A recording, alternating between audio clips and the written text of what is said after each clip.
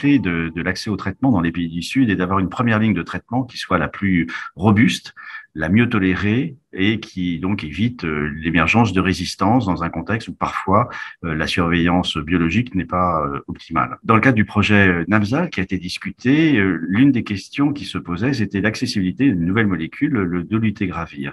Cette molécule avait été présentée comme étant une avancée majeure, et c'est une avancée majeure, car très bien tolérée apparemment et très efficace. La question qui se posait, c'était dans le contexte international et en particulier africain, comment faire pour faire bénéficier de ce traitement au maximum des patients.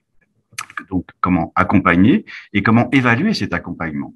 C'est-à-dire que lorsqu'on évalue les molécules, on les évalue avant tout sur des patients qui vivent dans les pays du Nord, et c'est avant tout des patients masculins avec un stade, je dirais, peu avancé de la maladie grâce au dépistage.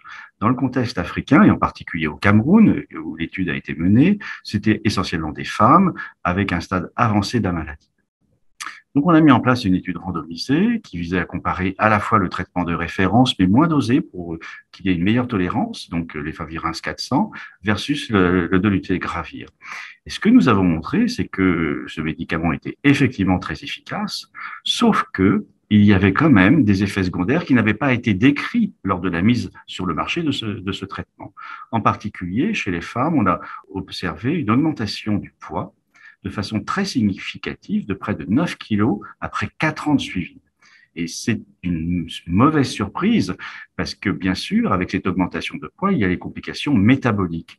Donc, ça montre à la fois qu'il est important d'accompagner la mise sur le marché dans les pays du Sud de ces molécules qui apportent quelque chose parce que, parallèlement, nous n'avions pas d'émergence de résistance et donc une efficacité vérifiée et soutenue sur le long terme. C'est très important pour contrôler la maladie, mais d'un autre côté, des effets secondaires qui n'avaient été jamais décrits, en tout cas à cette époque, au Nord.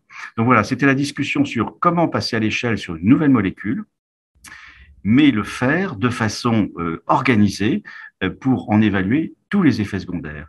Et à côté de cette étude NAMSAL, d'autres études ont été présentées, qui ont été faites, ça fait partie d'un portfolio complet d'UNITED et de l'ANRS, dans lequel il y avait d'autres études qui portaient sur les femmes enceintes, sur les comorbidités, la tuberculose, etc., pour avoir la vision complète de la tolérance et de l'utilisation de cette molécule dans la vraie vie.